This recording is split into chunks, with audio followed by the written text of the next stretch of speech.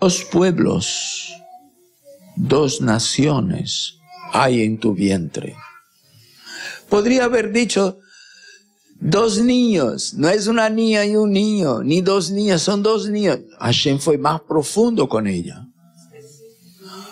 Hashem le llevó a mirar hacia el futuro y le respondió a su tefilá, a su oración, de una manera más profética que literal, de una manera más alegórica que peshat, que simple. Hashem le dijo, dos naciones y dos pueblos hay en tu vientre.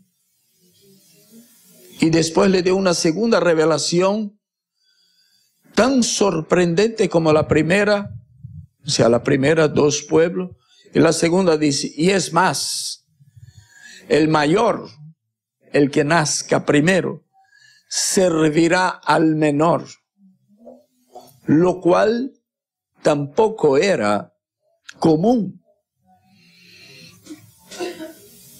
Entonces, antes que alguien se pare para juzgar a Rivka, cuando ella hace la trama para preparar a Jacob para presentarse delante de su esposo anciano, ya no veía muy bien, y le envuelve cuero con piel de animal para que Jacob entendiera que, para que Isaac entendiera que Jacob, que no era Esaú, que no era Jacob, era Esaú siendo Jacob.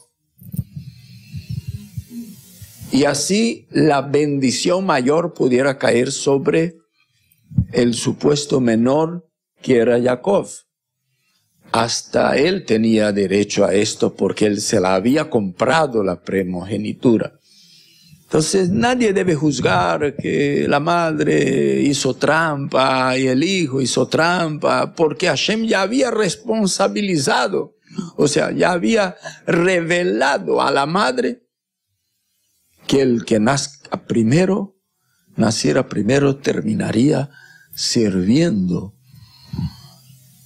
al menor, al segundo. Entonces, dos pueblos.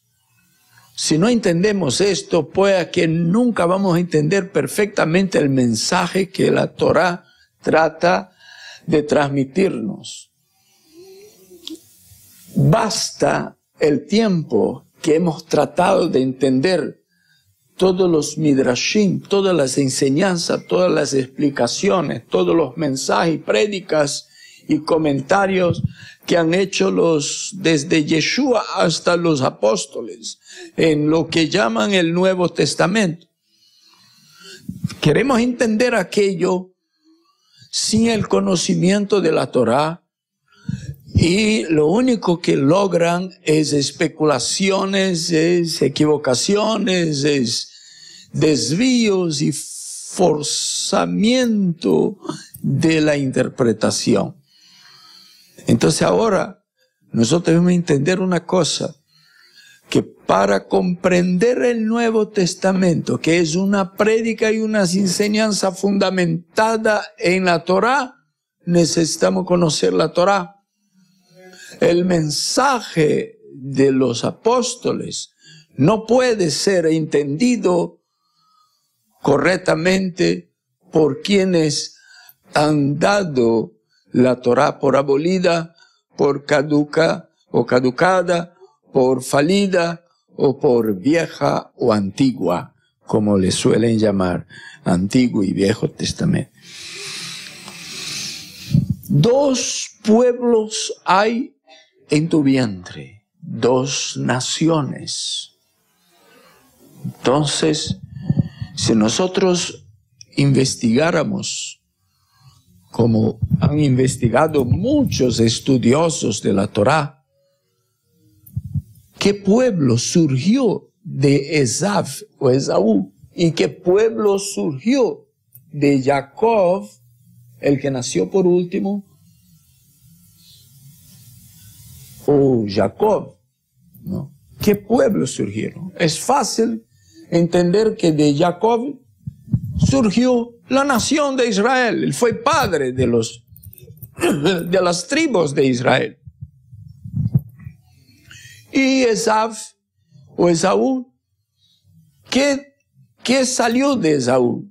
Salió los edomitas. La Haftará de esta semana deja claro, llama al mismo pueblo Edom, y a veces al mismo pueblo le llama Esaú. Y los edomitas, de los edomitas, descendientes de Esaú, surgieron los romanos.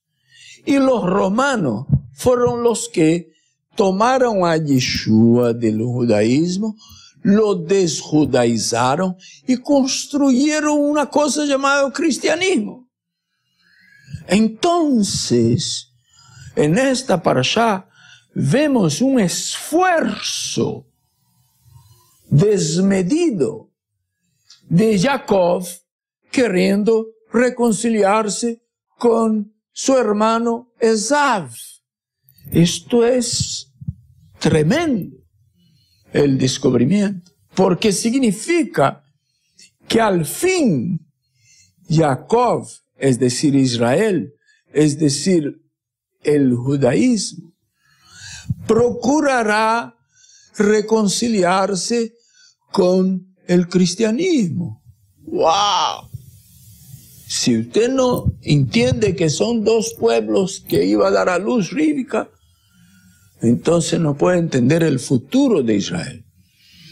Pero Jacob quiere reconciliarse con Esaú sin ningún perjuicio para los dos campamentos. ¿Se han dado cuenta con la lectura? Él quiere reconciliarse, pero él no está dispuesto a doblegarse. Él no está dispuesto a perder en la negociación y en la reconciliación esta. ¿Por qué? Porque a él se le dio la promesa. Con él Hashem hizo pacto. No sé si ustedes me pueden acompañar. Me imagino que sí. Porque Hashem se le reveló a él y no a Esaú. Porque Esaú es la típica persona que está dispuesto a mezclarse. Vea que mientras Jacob va a buscar esposa en medio de su familia, Esaú encuentra una cananea para juntarse. Esaú es aquel que para él en las cosas del Eterno ni fu ni fa, él quiere mezclarse.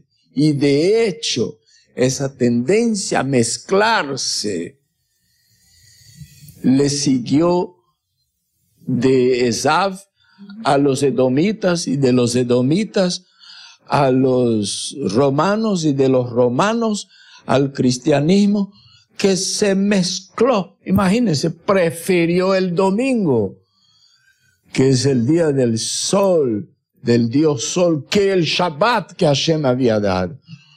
Mas Jacob se conservó en el pacto, ¿no? La descendencia de Esaú, mientras que la descendencia de Esaú se mezcló con las divinidades y causó un gran deterioro a lo que ellos ya habían deteriorado antes. Con la desjudaización del Mesías Yeshua, con la cristianización del judaísmo, que fue la cuna del Mesías, ellos ya se habían deteriorado, ahora ellos abrieron puertas para un deterioro aún más grande, al punto que para cada divinidad pagana ellos encontraron un personaje del Nuevo Testamento para reemplazarlo. Yo no puedo olvidar, entre tantas cosas que habló la hermana, una hermana que conocemos, que era tan católica en su tiempo de católica, que su deseo más sincero, así como la hermana Enrique, yo quiero conocer Jerusalén. Ella quería conocer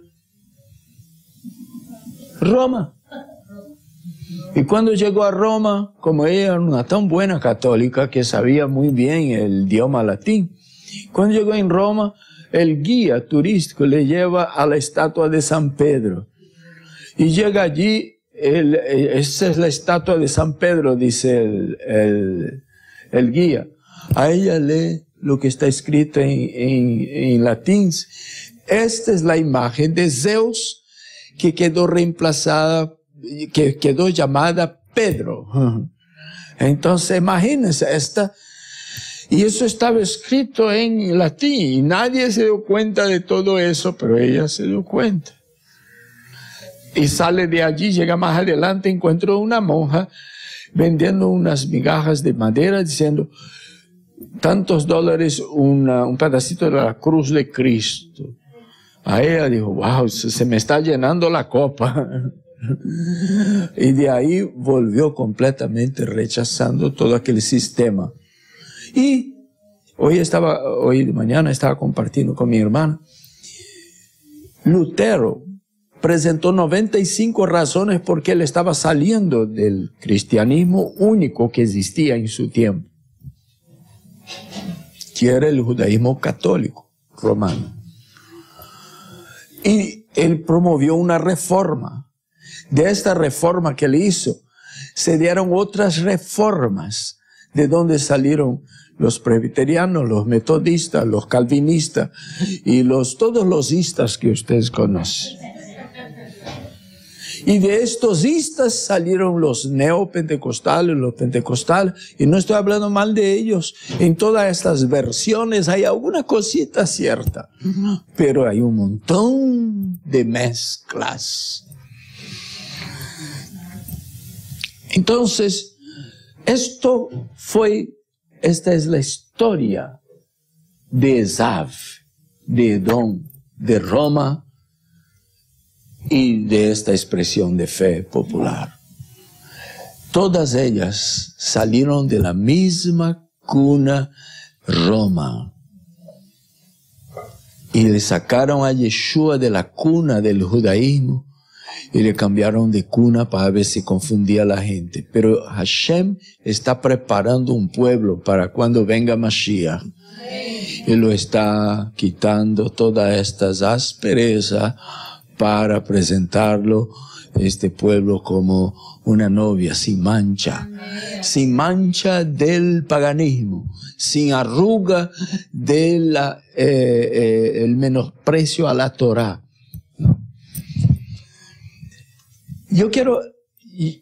No quisiera empezar por esto, quería dejar ese tema que tengo aquí delante mío, para hablar por último, se da tiempo, pero no lo consideraba tan importante. Hay cosas más importantes para compartir, pero quiero compartir algo para que ustedes tengan una idea de cómo la Torah, la Emet, la verdad, la Torah que fue no escrita por inspiración exactamente, sino escrita por dictado, porque la Torah fue Hashem que le dictó a Moshe, ¿no? Entonces, la perfección de la Torah es tal que Enrique estaba leyendo aquí una parte que dice así, en el versículo 5, cuando se encuentra Jacob, Israel, con Esav, Edom, Roma y cristianismo. Cuando encuentra, dice así, poseo bueyes, asnos, ovejas, siervos y siervas, y he enviado a dar aviso a mi Señor para encontrar favores ante tus ojos. Y los mensajeros aquí en hebreo son malachim, la misma palabra para ángeles. Algunos intérpretes clásicos del judaísmo dice que realmente Jacob envió ángeles. Lo único es que la gente piensa que ángeles tiene que tener un par de alas, y a veces los ángeles no vienen así. No. Entonces, pero vamos a dejar eso en abierto. Envió, y ellos regresaron Pero hay un detalle aquí que luego, más adelante, ora el hermano.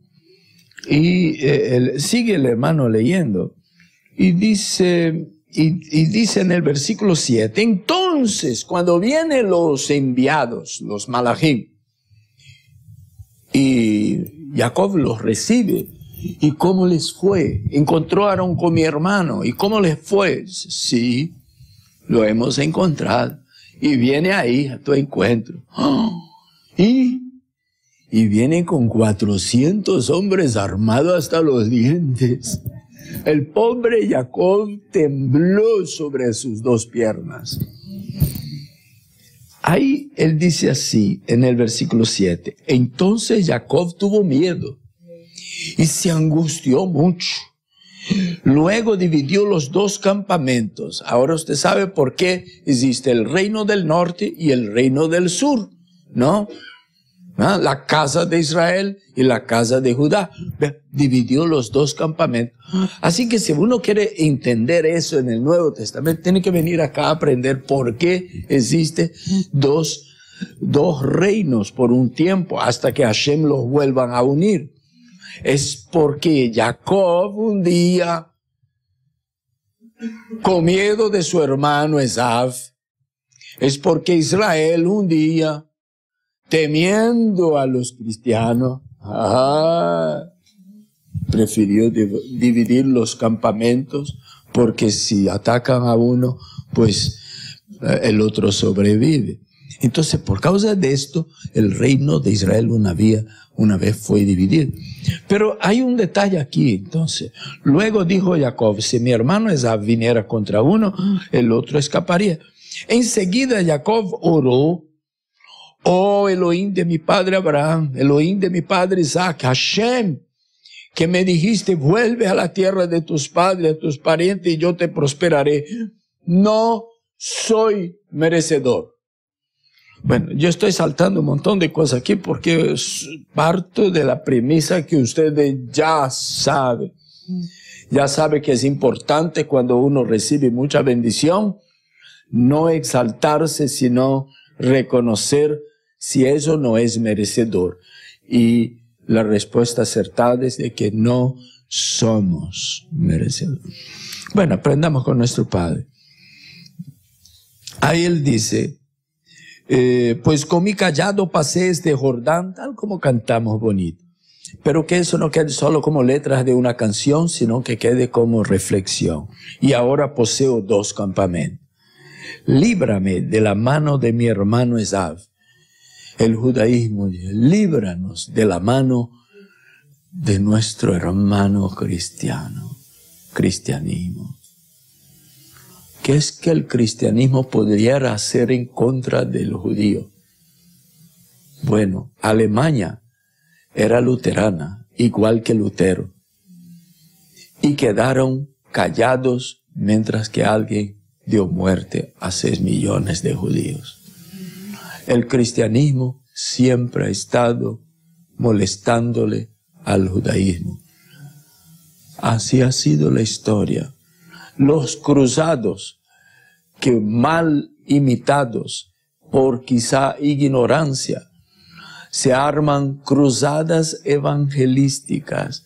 Vaya y lea que fueron los cruzados antes de marcar una cruzada y va a ver la perversidad que hicieron los cristianos en contra del pueblo judío y el que no quería convertirse. Estos soldados romanos religiosos de Roma cristiana, no era del imperio romano simplemente, pero más que esto, eran soldados de la iglesia católica, apostólica, romana, y digo eso para que quede bien entendido. Sé cuánto me compromete hablar esto en la media. Pero era esto. La historia dice esto. Si usted pone Google te va a decir lo mismo que estoy diciendo, así que no estoy diciendo nada nuevo. Los cruzados eran emisarios, enviados de Roma cristiana para obligar al pueblo a hacerse cristiano, y el que no se hacía, muerte. Y muchos judíos murieron, hermano. Entonces, Jacob tiene sentido que Jacob tenga temor y divide el campamento para salvar al que pueda. Y dice, líbrame de la mano de mi hermano. ¿Por qué de mi hermano? Porque en cierto sentido, si vamos a chequear bien, honestamente, el cristianismo nació dentro del judaísmo. ¿No es así? El cristianismo, ¿dónde nació? No nació en China ni en Conchinchina. Nació dentro en Betlehem, ¿no? Donde tenía que nacer el Mesías. Fue criado ahí, predicó en Jerusalén, en Galilea. Allá transformó agua en vino, caminó sobre el Kineret, las aguas del Kineret, y congregó en la sinagoga. Es allí la cuna de él. Y es más, era un descendiente de David. Es decir, que el Jesús desjudaizado era un judío, pero hicieron esa maldad con él, lo desjudaizaron y en nombre de él persiguieron al pueblo descendiente de Jacob. Entonces Jacob tengo miedo, dijo en su oración. Y después dice, yo quiero agarrar aquí una cosa interesante que tal vez ustedes jamás hubieran dado ese cuenta. En el versículo 13 dice, así, y tú has dicho, de cierto te voy a prosperar y haré tu descendencia como la arena del mar. Aquí por primera vez Hashem habla de la arena del mar, no del polvo, sino de la arena que está en el mar. Voy a repetir aquí un principio de interpretación que le va a servir para entender muchas cosas de tanto de los profetas como escrituras neotestamentarias. Cuando usted vea en este libro la palabra mar, que se le prenda una lucita amarilla que haga así, como cuando nos ponemos el cinturón de seguridad y comienza a pitar y a pitar y a pitar. Que se te prenda eso, ¿para qué? Para que entiendas que a lo mejor, lo más probable, está hablando de las naciones. Cuando vea la palabra tierra, que se prenda otra lucita verde que diga la tierra de Israel. Porque el mundo está dividido en esto, en judíos y naciones. La santificación con la cual Hashem ha santificado el pueblo de Israel no es aquella de la aureola, no es aquella del fanatismo religioso, no es aquella de que pone una Biblia debajo del brazo y se hace el mojigat y comienza, y alguien te extiende la mano y usted dice, es que yo soy más consagrado, no puedo extenderte la mano, perdóneme. No, esa no es la santidad con la que el pueblo de Israel fue santificado. Porque Kadosh quiere decir separado, apartado. Por eso que no hay ningún acercamiento entre Hashem y los dioses de las naciones. No pueden estar cerca. Porque Él es santo, santo, santo. Kadosh, Kadosh, Kadosh. Como decimos en la Midá, ¿no? No puede. Una vez cautivaron o secuestraron el arca y pusieron en el cuarto de los trofeos de los filisteos. En el otro día fueron a admirar y visitar el cuarto, la bodega, y todos los dioses estaban hechos pedazo abajo en el piso. Porque Hashem es inconfundible. Así es el pueblo de Israel, apartado, inconfundible, contado aparte. Cuando Hashem iba a distribuir los continentes, vamos a decir, el terreno de la tierra, los espacios del planeta, dividió conforme la necesidad de Israel. Yo tengo que apartar este pedazo aquí para mi pueblo. Lo demás queda para las naciones. Así está escrito en la Torah. Entonces somos un pueblo apartado, que no se mezcla, Esto es la santidad con que fuimos santificados. Fuimos apartados, puesto aparte. Y Hashem dijo, de cierto, te voy a prosperar y haré que tu descendencia como la arena del mar. O sea, ahora Hashem está hablando que la descendencia de Jacob estará como arena del mar. Es decir, está hablando de una diáspora, de la descendencia de Jacob en medio de las naciones, que es el mar. Bueno, luego dice, y tú has dicho, y allí pasó la noche. Luego, de entre sus posesiones, tomó un presente para su hermano Esaú, ¿no? Y dice, 200 cabras y 20 carneros, machos cabríos, 200 ovejas y 20 carneros, 30 camellas lecheras con sus crías, 40 vacas y 10 toros. Pero vea lo diferente que habla acá en el versículo, el versículo 5. Poseo bueyes, asnos, ovejas, siervos y siervas. Ahí cuando es en el versículo 7, después de recibir la noticia de que venía ahí su hermano con 400, él dice, entonces Jacob tuvo miedo y se angustió mucho y dividió el campamento y la gente que estaba con él, las ovejas, los bueyes y los camellos. Es decir que cuando Jacob se enfrenta con su hermano, él le habla de bueyes, toros, bueyes, bovino y ovino. Y no habla de los camellos.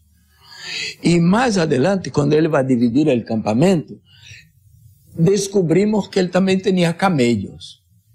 Los expertos de la Torá han estudiado eso. ¿Por qué él no habló de los camellos con Esaú desde un principio? ¿Cuál es el mensaje que está tratando de emitir Hashem en la Torá? Que cuando él tiene miedo, él le manda ovejas. Él dice,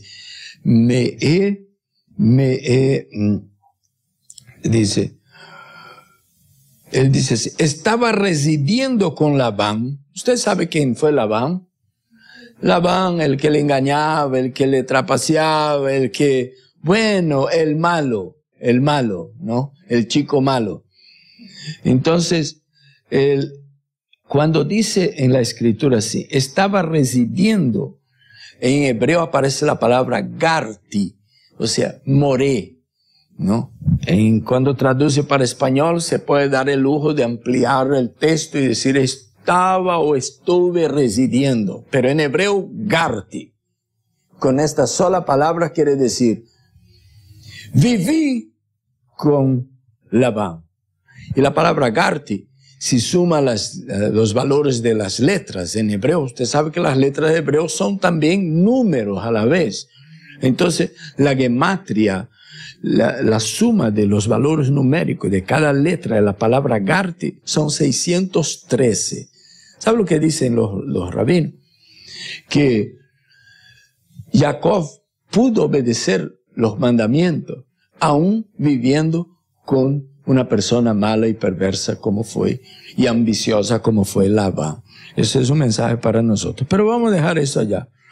Y dice, dígales, poseo bueyes, asnos, ovejas y siervos. ¿Y dónde? ¿Por qué no dijo que poseía también camellos? Entonces voy a tratar de darle esa respuesta para explicar lo que dije en el principio. Los bueyes tienen la uña fendida, hendida y rumían, ¿no es así? Los asnos rumían, pero no tienen la uña fendida, hendida. ¿Qué quiere decir esto? Quiere decir que el burro es claramente identificable como trefa, como un animal no kosher. Y el buey es claramente identificable como un animal kosher. Es decir, se puede comer de ello, se presta, es limpio, es puro para comer, ¿no? Usted sabe que lo que es rumiante, ¿no? El animal rumiante es como que tiene dos estómagos. Él come y traga la hierba, después se va para un lugarcito de sombra, se acuesta y pasa ahí todo el tiempo. Trae de ese estómago, mastiga, después le manda al segundo piso, a donde tiene que hacer la digestión, a donde está el estómago realmente que digiere. Entonces, esta es una característica del rumiante. Por eso que nosotros somos comparados con ovejas. ¿Entendió? Porque la oveja es así, ¿no? La oveja viene al servicio, come, después va a la casa. ¿Entendió? ¿No? El burro no. El burro, él rumía, pero él no tiene las patas hendidas. Entonces Hashem puso dos señales en el animal puro y dos señales y para identificarnos del... no, el burro ni rumía ni tiene las uñas fendidas, ¿no? Pero el camello no. El camello rumía, no tiene la pata hendida. Tiene algo del animal puro, pero tiene algo del animal impuro. Es aquel difícil de entender. Entonces Jacob no lo tomó en cuenta en la hora de presentar su inventario a Esav. Eso significa que hay personas que tienen algo de kosher, pero si usted observa bien, también tiene algo de no kosher. Y cuando tiene algo de kosher y algo de no kosher, entonces no es kosher. Es por los frutos que se conoce. Ahí uno tiene que observar bien. No, ese aquí dice aleluya, gloria a Dios, pero él no vive nada de eso aquí. Entonces él tiene algo de kosher, pero tiene algo, cuando uno se enfoca en la vida, no tiene nada que ver. Entonces, llegaron a la conclusión de esto. Entonces, cuando esto todo está relacionado con un hombre cuya descendencia es Roma, ahí uno encuentra que tiene algo de kosher, pero todo no es kosher. ¿Entendió? Tiene algo, tiene un trazo, pero no está completo. No está completo. Por ejemplo, el puerco, el cerdo, él tiene uña hendida, pero él no rumía. Él se come todo, se traga todo lo que se le pasa por delante, ¿no? Entonces, vea, él engaña, ¿no? Entonces, son cosas así. Entonces, hay personas, usted va a topar con personas en este mundo que tiene trazos de kosher, pero también tiene trazos de inmundo. Y usted no va a poder comer de esto.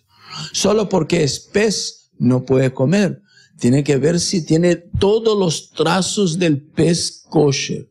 Solo porque es un animal, no puede comer. Tiene que tener los dos trazos del animal kosher.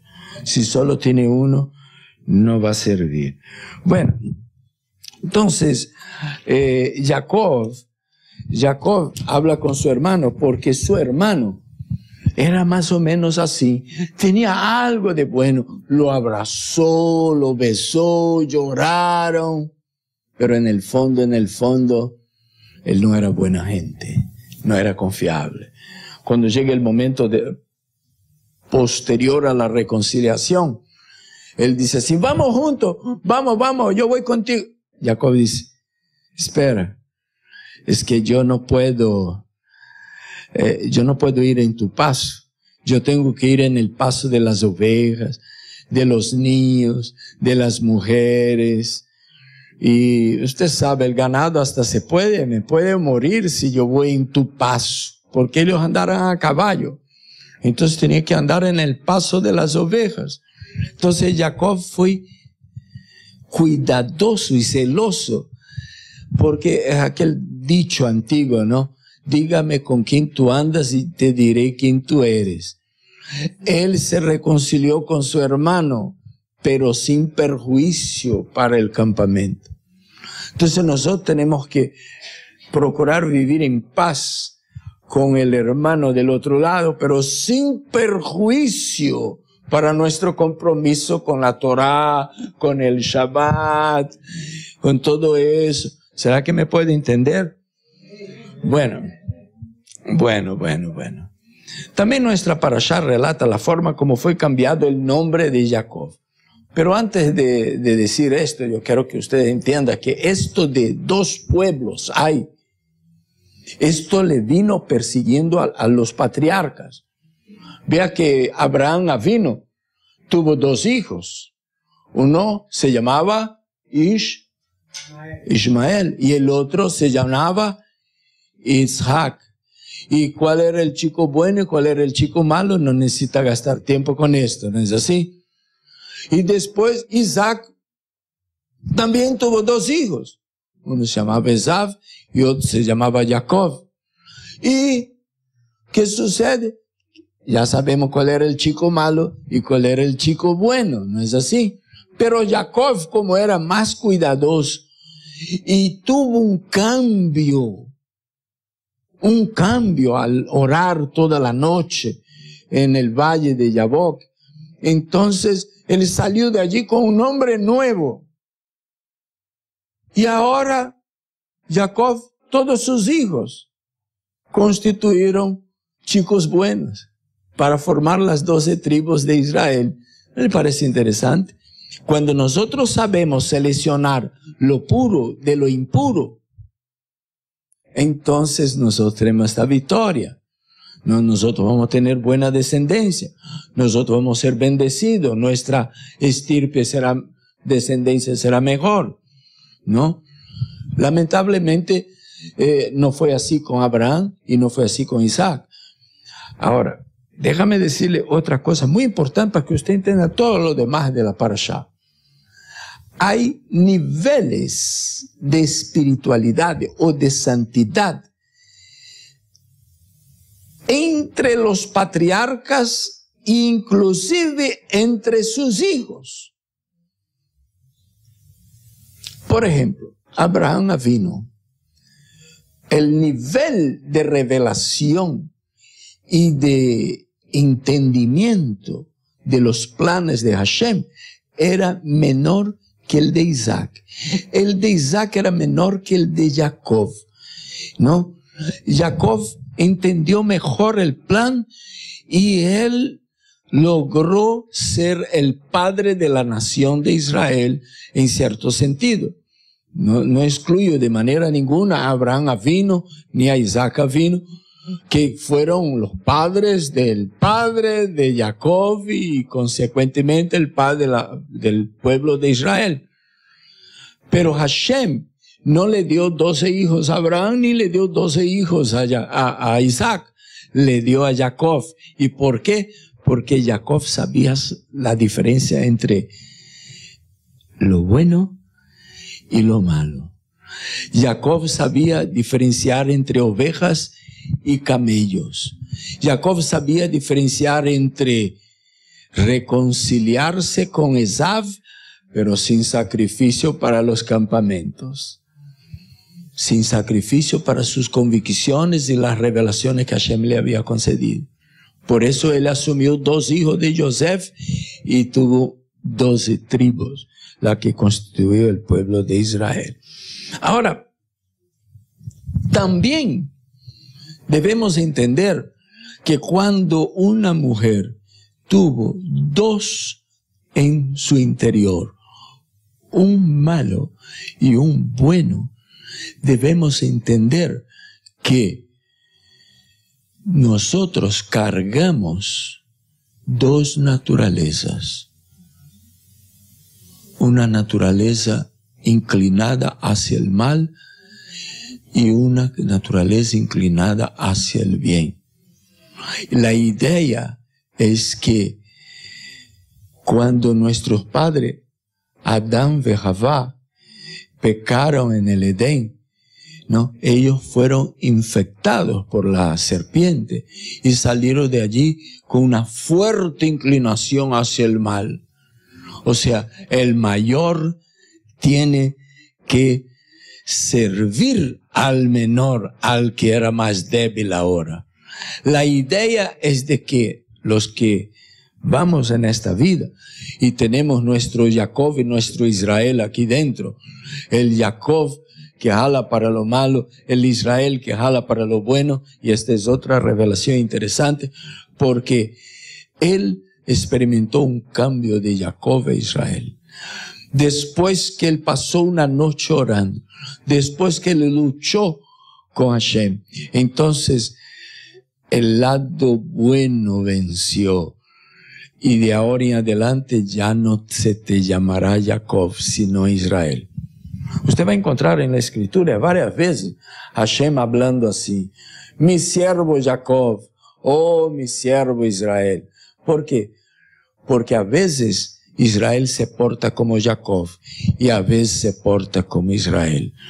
A veces responde al llamado divino como Jacob y a veces responde al llamado divino como Israel. Y es que la espiritualidad y el grado de santidad de Jacob es muy bajo, y el grado de santidad y la espiritualidad de Israel es muy alta. Es muy diferente uno del otro. Y cuando sube la santidad y el grado de espiritualidad, le llama a Israel, Israel. Y cuando cae, le llama a Jacob. Parece un chiste que yo escuché, un chiste cristiano que dice así, que el domingo el tipo es santo, pero de lunes a sábado él es un perdido, ¿no? Entonces, algunos en el judaísmo también son así. A veces están allá arriba y es como un Israel. Usted lo encuentra por ahí, él dice, Shabbat Shalom, mi hermano, ahí, Shabbat Shalom, ahí. Hasta sabe vaya un poco de hebreo. Ahí pasa unos 2, 3 días, usted le encuentra y él dice, ¿y cómo le va? Buen día, buen día, buen día, buen día, buen día. Ni dice Shalom. Buen día. ¿Y cómo está, hermano? Ore por mí, ore por mí, ore por mí, ore por mí. Porque usted ya sabe, se ha convertido en Jacob. Hashem le está llamando Jacob, ven para acá, Jacob. Te quiero transformar en Israel. Y para terminar esa parte, no sé si voy a poder ir en otra, pero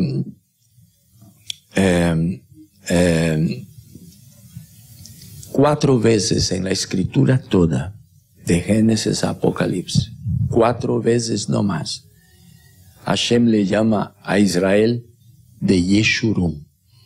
¿Y sabe lo que quiere decir Yeshurun? El reto, el conectado con Hashem, el vertical, porque aquellos que viven solo en el área horizontal, solo con relación a este mundo, y aquel que vive yashar, directo con Hashem, aquel cuya espiritualidad llegó en lo máximo, entonces Hashem lo llama Yeshurun.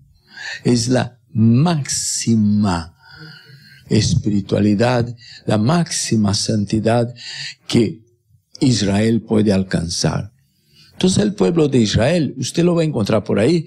Ya yo pensaba que todos los judíos oraban el Shaharí, oraban el Minhá, oraban en Erev Shabbat, guardaban Shabbat. He encontrado por ahí, ¿sabe lo que usted ha encontrado por ahí? Muchos Jacob, pero son igual pueblo de Hashem. Pero Hashem está tratando de traerlos a cambiarlos de nombre también. Y a veces usted encuentra Israel, qué bueno Israel, Ya. La diferencia entre el Jacob e Israel también ha sido vista como aquel siervo que hace las cosas de Hashem por el mecanismo. Ahí llegó la hora de hacer la oración de la mañana. Ahí agarré el sidur y cumplí. No. Ahí llegó la hora de hacer la oración de la tarde. Cumplí. Y en la hora de obedecer el Shabbat, ay, no voy a poder trabajar porque es Shabbat. Si no fuera Shabbat, yo iba a trabajar. Ay, qué pena que me da que no puedo trabajar hoy. Tengo mucha oportunidad y hace por obligación. Pero Israel es un nivel de espiritualidad que lo hace con placer, con gozo, con alegría. Lo disfruta.